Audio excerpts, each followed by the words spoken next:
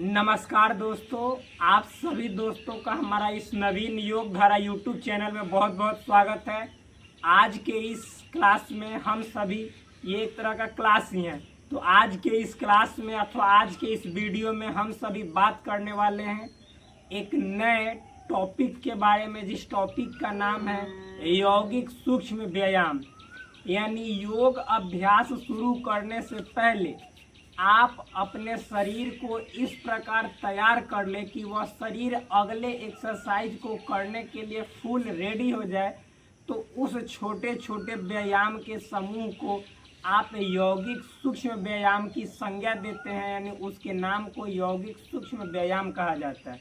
तो इसके लिए मैंने एक हेल्प लिया है ऑथेंटिक बुक का, जिस बुक का नाम है संपूर्ण योग विद्या, जो कि राजीव जैन त्रिलोक जी द्वारा लिखित है। योग की सभी बातें मैं इसी पुस्तक की मदद से आप सभी के सामने पेश कर रहा हूँ, रख रहा हूँ, ताकि आप सभी के पास भी योग की सही ज्ञान, सही नॉलेज पहुँच सके।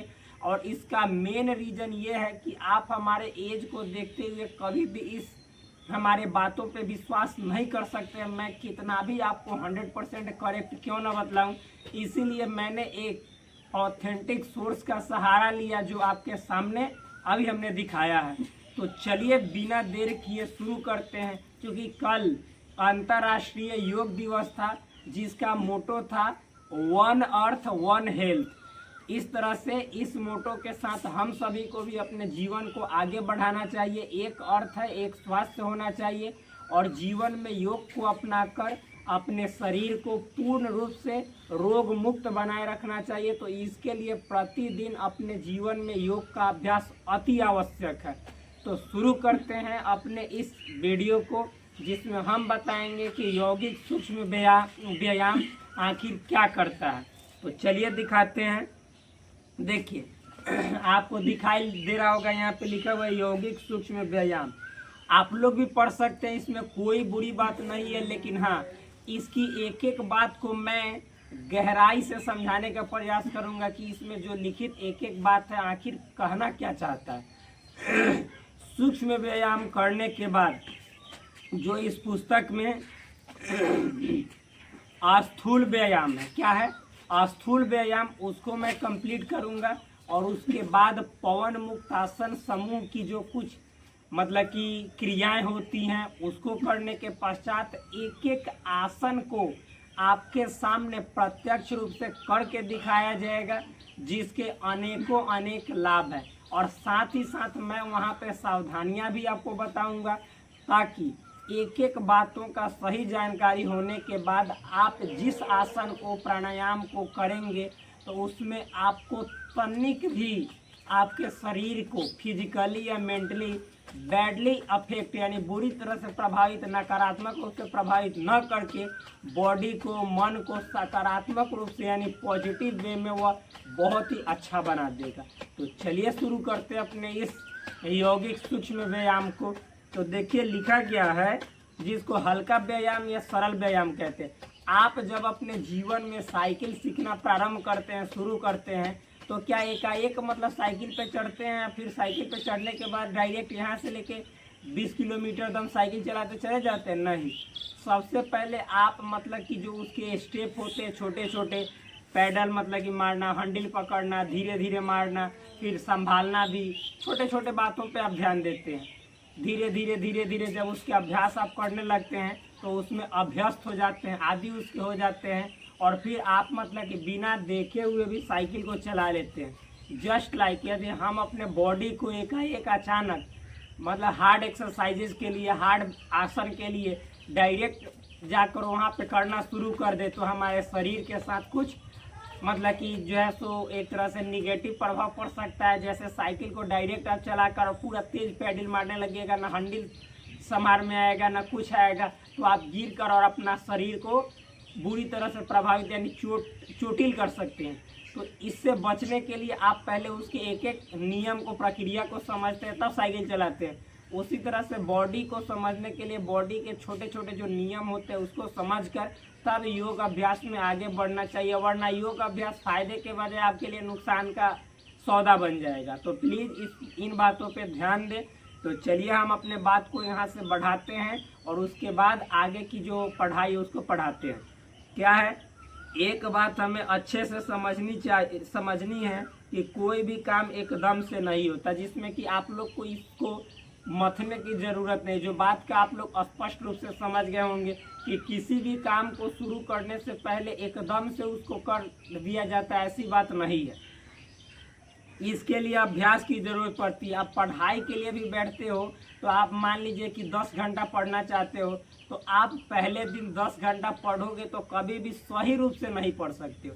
उलचुल यानी हमेशा मन के अंदर चंचलता बनी रहेगी, उठना बैठना, इधर उधर देखना, झांकना, मोबाइल देखना। आजकल मोबाइल है तो नहीं मोबाइल है तो फिर मतलब कि दूसर बात पे ध्यान देना, सो जाना, तो ये सभी चीज़ें लगी रहती है। अब डायरेक्ट 10 घंटा या 8 घंटा नहीं पढ़ सकते हैं।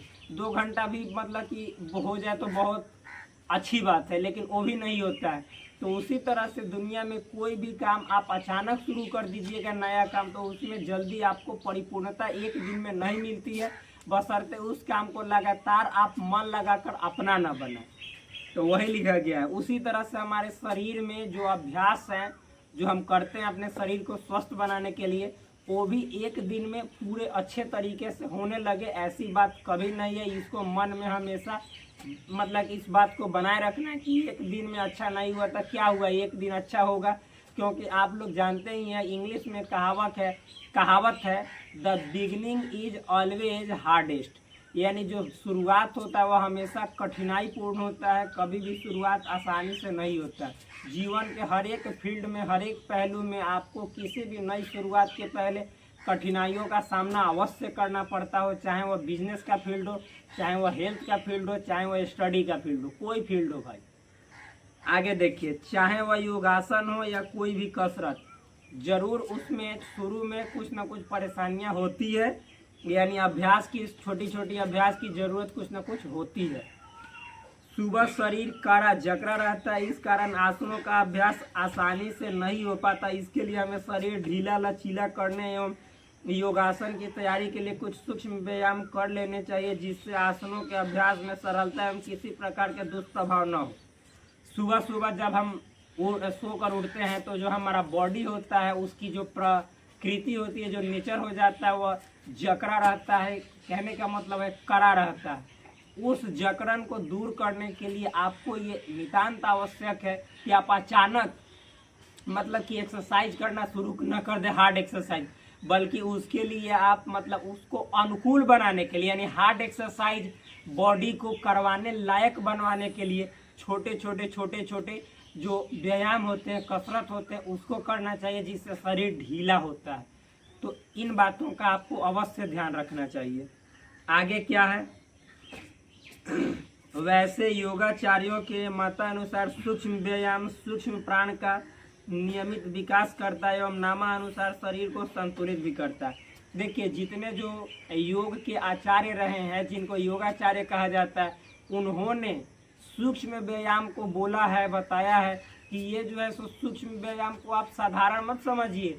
ये जो है आपको लिखा गया यहाँ पे, सूक्ष्म प्राण का नियमित विकास करता है, यानी एक तरह से आपके लिए जीवन दायिनी तत्व के रूप में काम करता है। जिस तरह से पानी को, दूध को, खाना भोजन खाते हैं, पानी पीते हैं, दूध, तो हमारा हेल्थ अच्छा रहता है, मतलब हमारे शरीर में प्राण मिलता है, एक तरह से नई ऊर्जा मिलती है। उसी तरह से सूक्ष्म व्यायाम को करने से हमारे शरीर की जो जीवन दायिनी तत्व है वो बढ़ता है और हमारे शरीर में नए प्राण का क्या होता है, एक तरह से समझिए तो नए प्राण का स्थापना हो जाता है। एक स्थापना कहने का मतलब है कि हमारे शरीर को ऊर्जा मिलती है और हमारे शरीर में एक नई फुर्ती आती है, जिससे हम अपने शरीर को अंदर से फिट समझते हैं, हेल्दी समझते हैं, और मन और मस्तिष्क हमेशा कुशाग्र बुद्धि का होता है, हमेशा शांत प्रवृत्ति का होता है, मतलब रिलैक्स मूड में रहता है और मानसिक एकाग्रता भी बढ़ती है।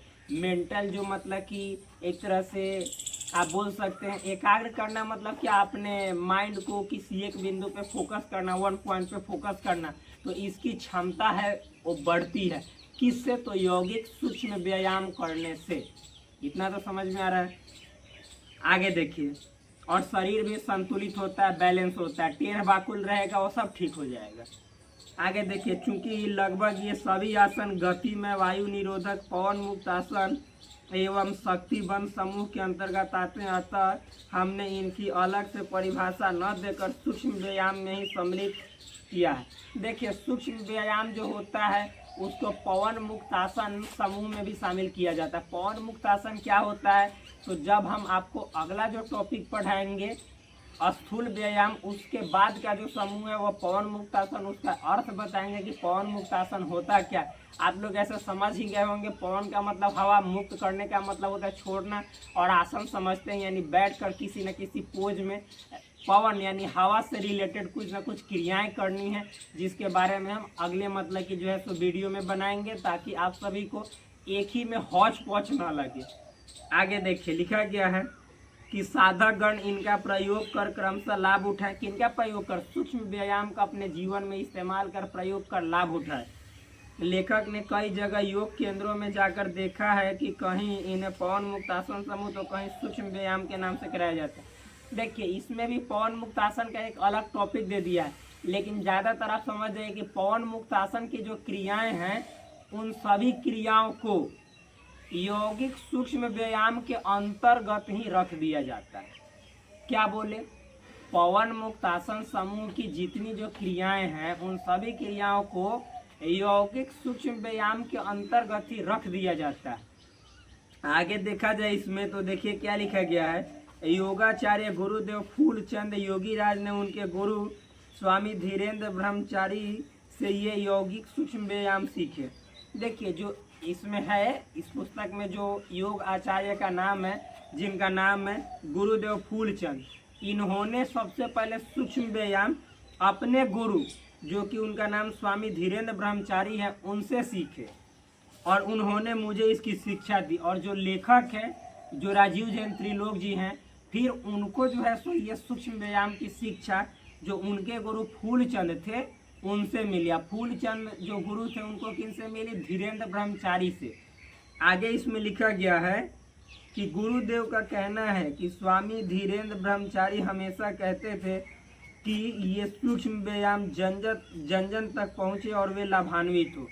तो देखिए, जो फूलचंद थे, जो राजीव जैन त्रिलोक यानी इस पुस्तक के जो लेखक हैं, उनके गुरु, और जो फूलचंद के गुरु जो धीरेन्द्र ब्रह्मचारी थे, वे मतलब फूलचंद से कहते थे कि यौगिक सूक्ष्म व्यायाम की ये जो क्रियाएं हैं, ये जो अभ्यास हैं, वे जन जन तक, हर लोगों तक पहुंचनी चाहिए, और जिससे कि वो इस यौगिक सूक्ष्म व्यायाम को करके और अपने जीवन में इससे बहुत लाभ प्राप्त कर सके और अपने शरीर को हेल्दी, मन को एकाग्र बनाए रखे और अपने जीवन में जितनी जो ऊंचाइयां हैं उसको प्राप्त कर सके।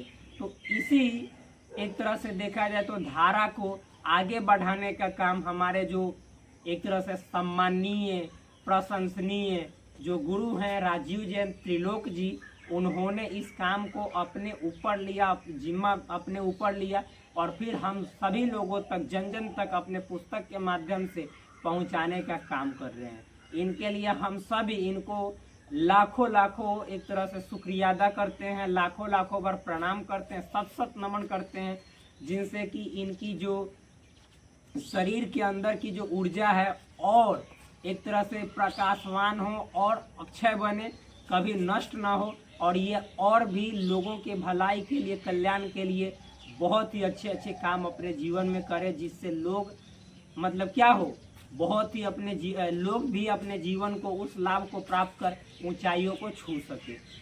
आगे लिखा गया है, मैं गुरुदेव का, स्वामी कार्तिकेय जी का व स्वामी धीरेन्द्र ब्रह्मचारी का आभार व्यक्त करता हूँ।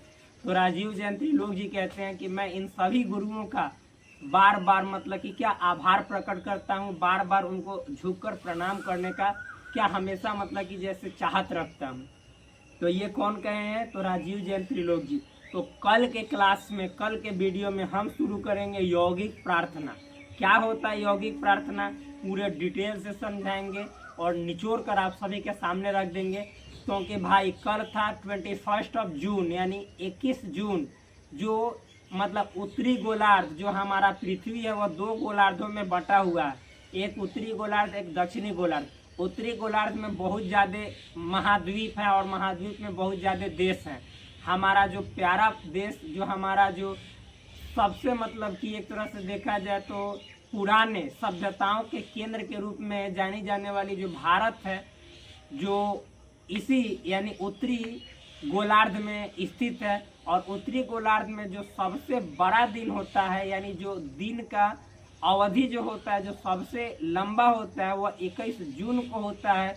और जो योग करने वाले योगी होते हैं, जो साधक होते हैं, उनकी हमेशा इच्छा होती है, दिले तमन्ना होती है कि वे योग करके अपने जीवन को दीर्घायु बनाए, यानी लॉन्ग लाइफ बनाए, यानी ज़्यादा दिन तक जीवित रहे, यानी शतायु बने, 100 साल तक जीने की इच्छा रखे। तो इसीलिए उन्होंने जो योग के मतलब जानकार हमारे देश में लोग थे, इंटरनेशनल योगा डे को 21 जून को स्थापित किया। चूँकि 21 जून जो है उत्तरी गोलार्ध का सबसे बड़ा दिन होता है। तो ये साबित करता है कि हमारा जीवन का जो अवधि है, जो हमारे जीवन की आयु है, वो भी बड़ा होगा, लंबा होगा योग को करने से। तो बहुत आप सभी को हमारा प्यार भरा नमस्कार है। अंत में यही कहना चाहता हूं कि यदि आप हमारे चैनल पे नए होंगे तो प्लीज़ चैनल को सब्सक्राइब कीजिए और अपने भाई को सपोर्ट कीजिए, वीडियो को लाइक कीजिए, दोस्तों के बीच शेयर करें। और कमेंट में यदि किसी प्रकार की गलतियां हो तो भाई कमेंट करो। यार आप लोग क्या देखते हो, जब अपने हेल्थ को नहीं फिट रखोगे तो वेल्थ आपके पास आएगा, उसका आनंद कैसे उठा पाओगे। जब स्वास्थ्य सही नहीं रहेगा तो जो धन आएगा उस धन का कोई यूज नहीं करेंगे। यानी इच्छाएं तो अनंत होती है मनुष्य की, तो जो योग करता है वह अपने इच्छाओं को एक पास में बांध लेता है और उतना ही में वह बहुत अधिक प्रसन्न रहता है अन्य लोगों से, जिनके पास लाखों करोड़ों की संपत्ति है। एक अच्छा योगी जो होगा उससे कई गुना ज़्यादा खुश दिखेगा। तो इस तरह से हम अपने वीडियो को यहीं पे करते हैं समाप्त, और एक नए वीडियो के साथ करेंगे कल के क्लास को शुरुआत। तब तक के लिए धन्यवाद, bye bye, take care, love you all.